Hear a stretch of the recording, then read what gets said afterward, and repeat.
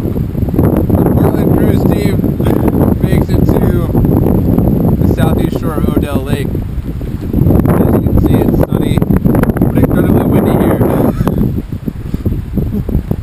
It appears that coming out of the north there is a huge dark cloud containing almost certain rain. In preparation, Portland cruise team has put their tents up.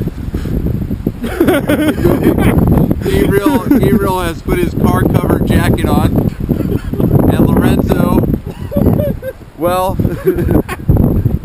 appears to be unfazed. Rolled over Until further notice, the Portland cruise team remains dry.